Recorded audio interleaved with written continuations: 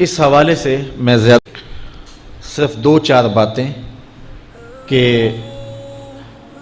طلاق اگرچہ مرد کا شرعی حق ہے اور اگر نباہ نہ ہوتا ہو تو طلاق دینا ناگزیر ہو جائے تو طلاق دینا ہی پڑتا ہے، لیکن اس کے باوجود اگر کوئی شخص اپنی بیوی کو برداشت کرتا رہے تو قیامت کے دن رب کی رحمتوں کا حقدار ہوگا۔ جائز کاموں میں جو سب سے ناپسندیدہ امر ہے وہ طلاق ہے، اور جب کوئی شخص طلاق دیتا ہے اللہ کا عرش بھی ہلنے لگ جاتا ہے۔ امرأہ مردودہ اس خاتون کو کہتے ہیں جس کے شوہر نے اس کو طلاق دے دی اور وہ اس قابل نہیں ہے کہ اس کا دوبارہ نکاح ہو سکے۔ پہلے ہی بڑی مشکل نکاح ہوا تھا، بدصورت تھی، جہیز نہیں لا سکی تھی، تو پہلے بڑی مشکل نکاح ہوا تھا، اب طلاق ہو گئی تو اب تو اور زیادہ امکان مشکل ہو گیا، تو وہ اپنے باپ کی دہلیز پہ بیٹھ گئی۔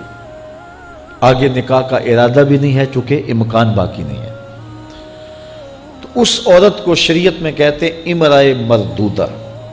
لٹائی گئی خاتون۔ حدیث میں آتا ہے کہ کل اس خاتون کے باپ کو اس کے گناہوں کی وجہ سے جہنم کا حکم ہوگا، تو یہ جہنم اور اپنے باپ کے درمیان آڑ بن کے کھڑی ہو جائے گی اور رب سے بحث کرے گی کہ میرے مالک تو نہ مجھے عقل دی نہ تو نے مجھے شکل دی، سسرال نے قبول نہ کیا اور خامن نے دھتکار دیا۔ یہ ایک بوڑھا باپ ہی تھا جو مزدوریاں کر کر کے میرا پیٹ پالتا رہا، اس کے بڑے گناہ ہوں گے لیکن مالک میں تو اس کو جہنم میں نہیں جانے دوں گی۔ اللہ سے لڑائی کرے گی، بحث کرے گی، اللہ اکبر، الجھاؤ پیدا کر دے گی۔ حدیث میں آتا ہے اللہ اس خاتون کی سفارش مان کے اس کے بوڑھے باپ کو جنت عطا فرما دے۔ اگر طلاق دینا ناگزیر ہو جائے، بہت ضروری ہو جائے طلاق دینا اور اس کے بغیر کوئی دوسرا راستہ نظر نہیں آ رہا، تو پھر بھی 3 طلاقیں اکٹھی نہ دیں، ایک طلاق دے دیں، اور ایک طلاق دینے کا فائدہ یہ ہوگا کہ 3 مہینے کے بعد عورت فارغ ہے، آگے نکاح کرنا چاہے تو کر سکتی ہے۔ لیکن اگر 3 ماہ کے بعد، 4 ماہ کے بعد، سال کے بعد، 2 سال کے بعد